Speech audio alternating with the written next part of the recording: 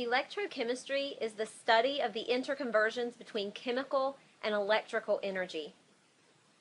When using a spontaneous chemical reaction to produce electricity, going in that direction, the physical setup has several common names. It's often called a galvanic cell in honor of Luigi Galvani, an Italian scientist who discovered that he could make the muscles of a dead frog twitch when he touched them with different metals. This setup is also called a voltaic cell in honor of Alessandro Volta, an Italian contemporary of Galvani's. Volta tried to replicate Galvani's experiments and came to realize that what mattered most was that the metals used were two different metals. The frog's wet muscle tissue conducted a current from one metal to the other. Volta made the same current flow between two different metals using paper soaked in salt water instead of frog's legs. That setup is called a voltaic pile, and this is the first battery that was ever created. A voltaic pile consists of alternating metal discs separated by paper soaked in salt water. When going in the other direction, that is, using electricity to cause a non-spontaneous chemical reaction to occur, this setup is called an electrolytic cell. We are going to study first the use of a thermodynamically favorable chemical reaction to produce electrical energy. As mentioned in the video clip that we watched in class, the two redox half reactions must be physically separated, but connected in a specific way in order to harvest electrical energy from the reaction. So let's look at all the pieces needed to properly set up a galvanic cell. First, you need two separate containers, which we refer to as half cells. Next, you need two metal strips called electrodes. The electrode at which oxidation occurs is called the anode, and the electrode where reduction occurs is called the cathode. The two electrodes are connected by an external wire.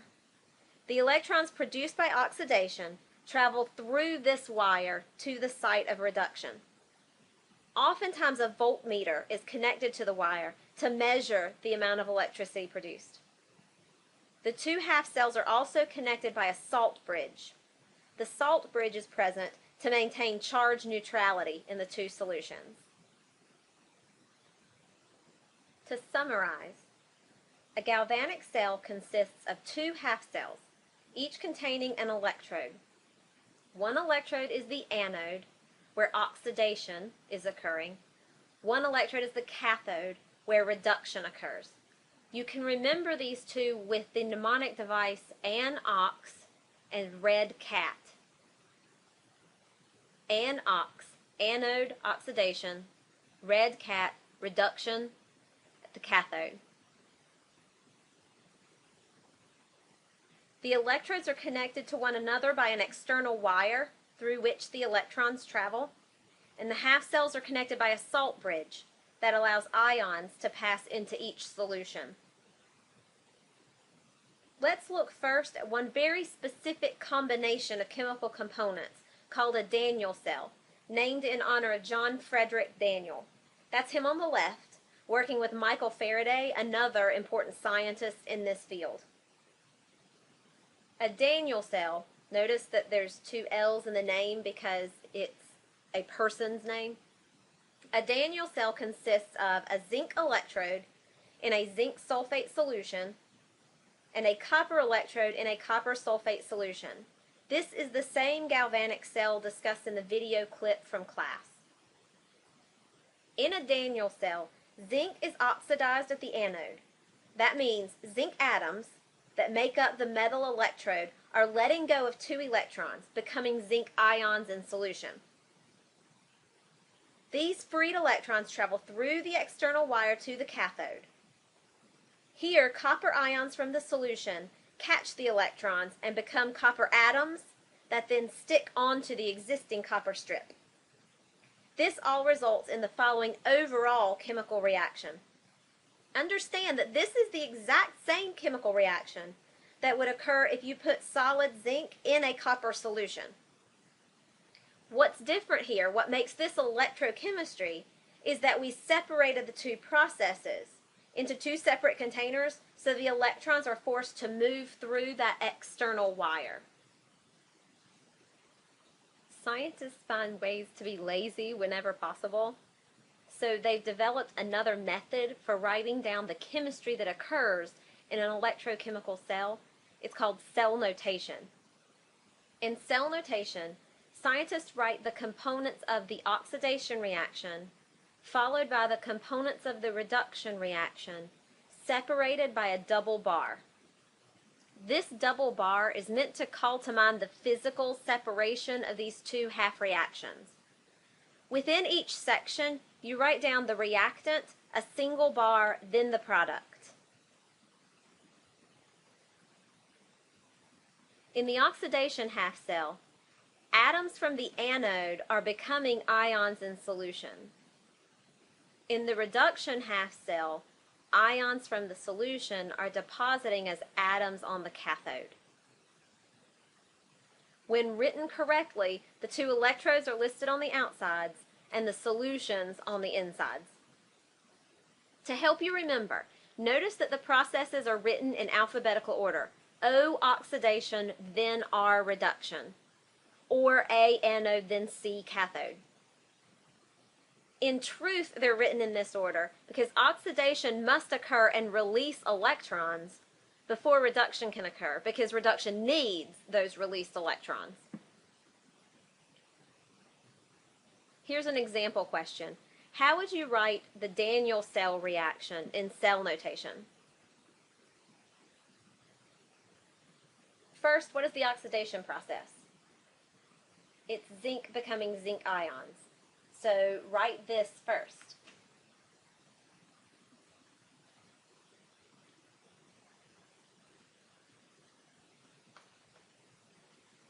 Then write your double bar. Then the reactant and the product for reduction. That's the copper ions becoming copper atoms.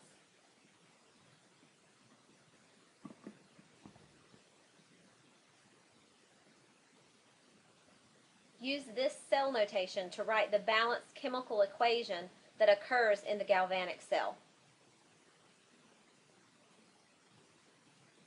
The cell notation shows us that nickel atoms are becoming nickel ions.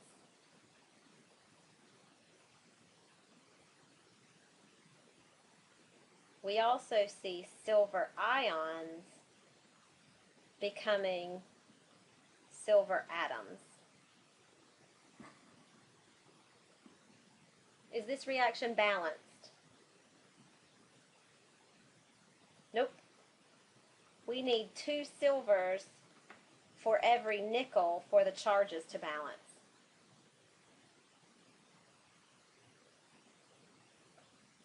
Notice that scientists do not include coefficients in cell notation. When writing cell notation yourself, you should not include coefficients either.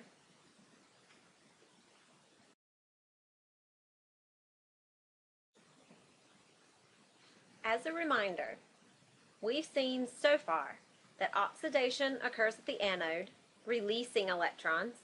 These electrons travel through the wire from the anode to the cathode. Reduction is then able to occur at the cathode. The force that drives the movement of the electrons is called the electromotive force, or cell voltage. Electromotive force is an appropriate term. Electro for electrons. Motive refers to the motion, and it is the force that causes this electron motion. In truth, most chemists do not use the term electromotive force. Chemists usually refer to this concept as cell voltage or cell potential. This is the driving force for these electrochemical reactions. It's represented by a capital E. Cell potential is measured in volts.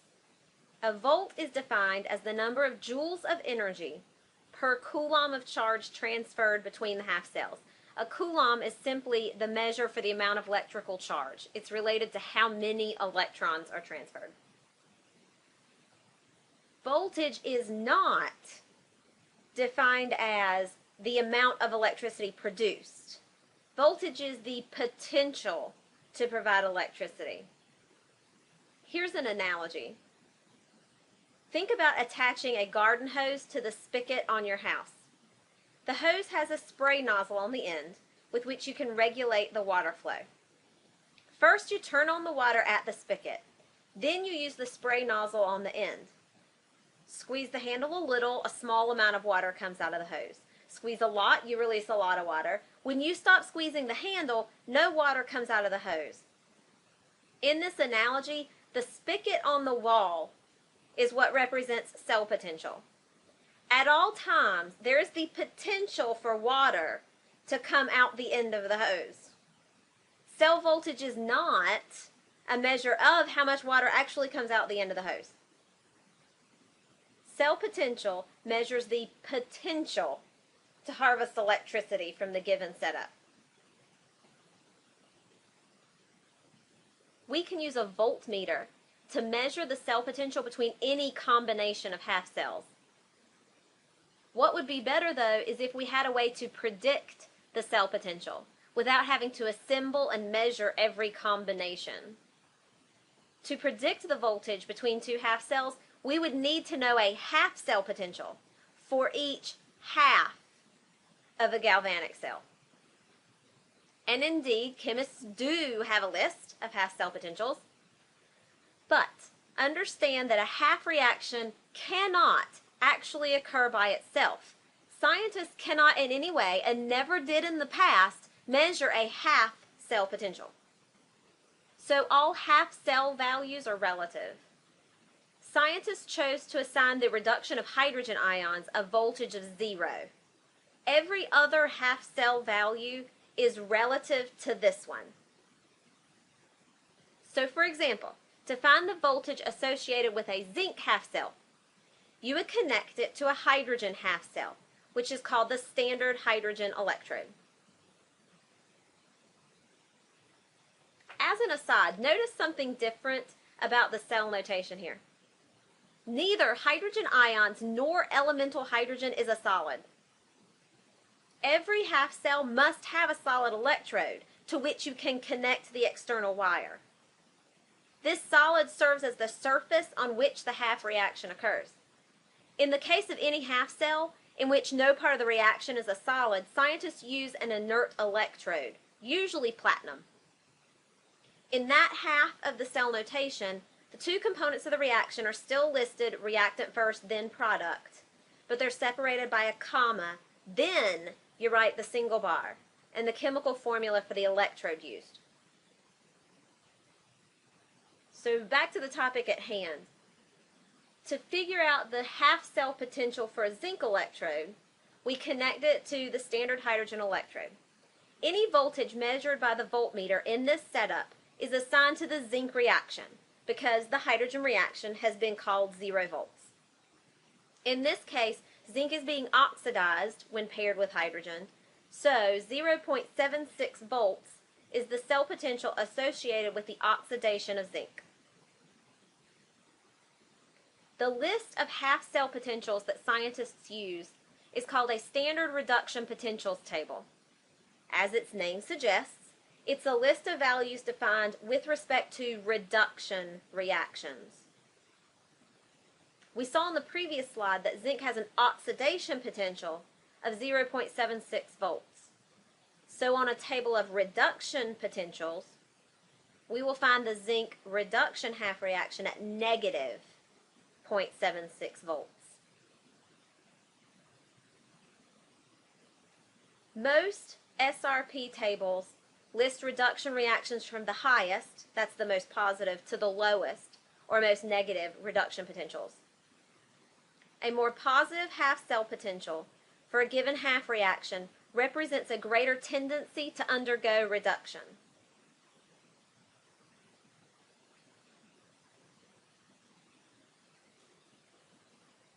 The values on an SRP table can be used to calculate the cell potential for any combination of two half cells. For any galvanic cell. And if it's a galvanic cell, the redox reaction is spontaneous. The cell potential is always a positive number. Before we go on, make sure you understand the vocabulary. Cell potential refers to the voltage for a full electrochemical cell. That's an oxidation half cell paired with a reduction half cell. Half cell potential is the voltage associated with that one half reaction, even though that half reaction cannot occur by itself. Half cell potentials are reported as reduction potentials on the SRP table. To calculate cell potential, E0 cell, from half cell potentials, look up both half reactions on the SRP table. All the reactions on the SRP table are written as reduction reactions. In a galvanic cell, only one reaction is actually undergoing reduction. The other goes through oxidation. So look up the reduction version of both half reactions. Use the reduction values for both and subtract. The value for the part that actually undergoes reduction minus the value on the table for what's really being oxidized. The subtraction in the calculation accounts for the fact that the second value is a reduction value for something that's actually oxidizing. The subtraction changes the sign of the voltage for you. You could also think of this equation as the SRP value for the substances at the cathode minus the SRP value for the substances at the anode. For example, if you construct a voltaic cell from zinc and silver half cells, what would be the measured cell potential? Knowing the half cell potentials, we know which reaction will undergo reduction. Whichever half reaction has the more positive reduction potential will undergo reduction as it's currently written. The other reaction will be flipped so that it's an oxidation process. To calculate the cell potential, we subtract the reduction value for what's reduced minus the reduction value for what's oxidized. In this example, 0.80 minus negative 0.76 gives us a cell potential of 1.56 volts.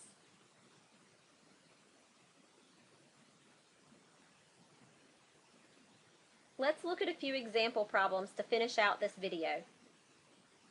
Here you are asked to write the chemical reaction that spontaneously occurs and to calculate the standard cell potential for the electrochemical cell. In the first example, you're given the reduction reactions and their half cell potentials. You need to decide which reaction undergoes reduction as currently written and which one will actually go through oxidation. You use the given half cell potentials to determine that. As we've seen already, whichever half reaction has the more positive reduction potential will undergo reduction. So here, silver will be reduced.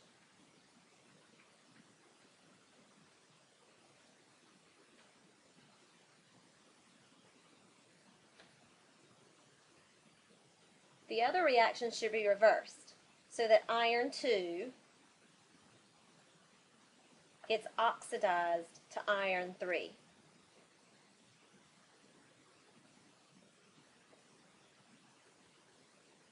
To calculate the cell potential,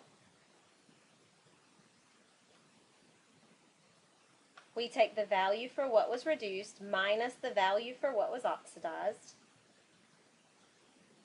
to get 0.03 volts in this case.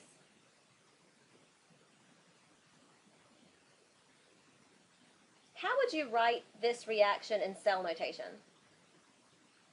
Neither species of iron is a solid in the oxidation half cell, so you'll have to include an inert electrode in the cell notation.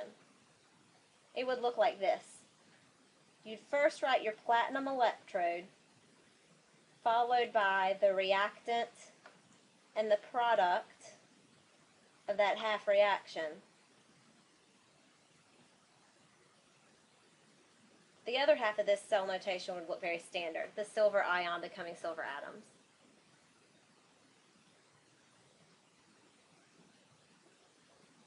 The second example is the same question with a little less information provided. You'll have to go look up SRP values for yourself this time. The reduction value for the cobalt half reaction is negative 0.28 volts, and the reduction value for the aluminum reaction is negative 1.66 volts. Again, knowing these reduction potentials, you can determine that cobalt is really reduced because negative 0.28 is more positive than negative 1.66. This means cobalt ions are reduced, aluminum is oxidized, and we balance the reaction using the ions' charges.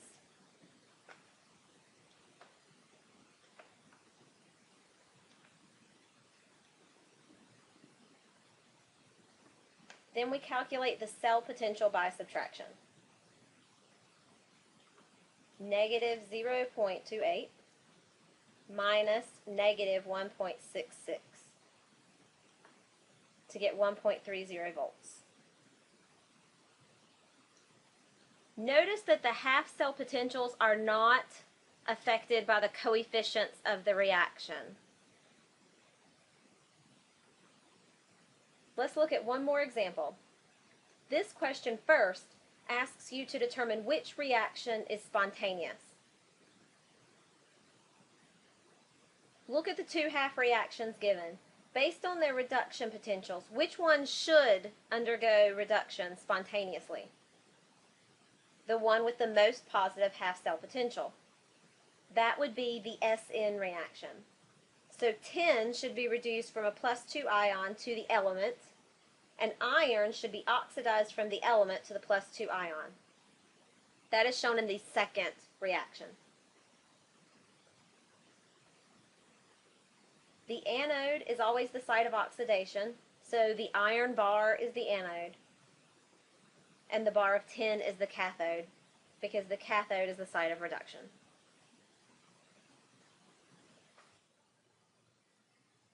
One last thing to discuss in this video: thermodynamic favorability with regards to electrochemical processes. First, for all of chemistry, what number determines thermodynamic favorability of a reaction? Delta G, Gibbs free energy. So to relate spontaneity to electrochemistry, we need a relationship between cell potential and delta G. Here's the relationship. The amount of electrical energy produced by a galvanic cell is equal to the cell potential multiplied by the total charge that runs through the cell. The electrical energy produced, that's free energy, that's delta G. The cell potential, that's E naught for the cell. And the total charge that passes through the cell is based on the number of moles of electrons that transfer and how much charge those moles of electrons carry. The quantity of charge carried by 1 mole of electrons is a constant called Faraday's constant. Each mole of electrons carries 96,500 coulombs of charge. So to know the total charge through a galvanic cell, we multiply the number of moles of electrons by Faraday's constant. The way this equation is officially written, to include a negative for the sign notation involved, is delta G equals negative N times F times E naught for the cell.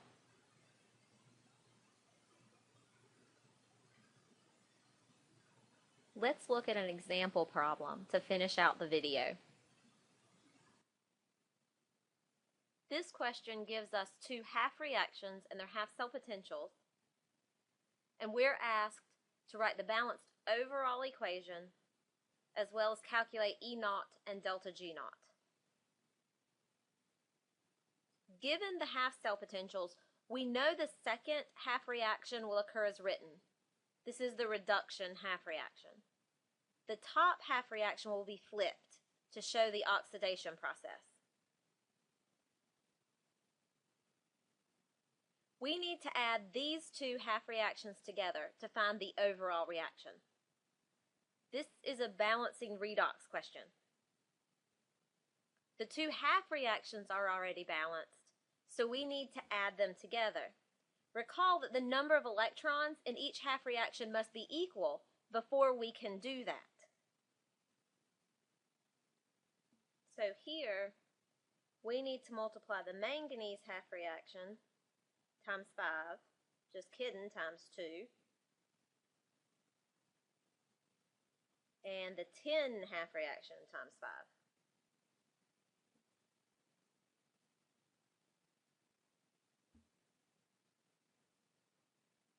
Our overall reaction then looks like this. 2 permanganate ions plus 16 hydrogen ions plus 5 tin atoms yields 2 manganese ions, 8 waters, and 5 tin ions.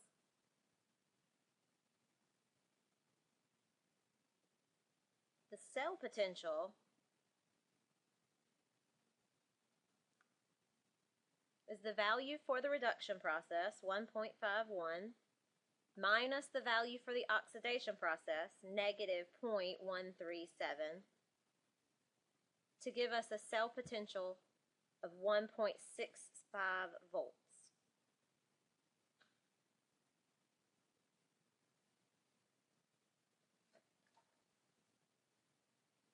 To calculate delta G naught, we need to use the equation that delta G equals negative N times F times E. What is the number of moles of electrons transferred in this reaction? Look at the total number of electrons after you balance between the two half reactions. How many electrons did you get up to? 10. So we substitute that value for N. F is a constant, 96,500. And we use the cell potential we just calculated, 1.65. And we find that delta G naught equals negative 1.59 times 10 to the 6th joules.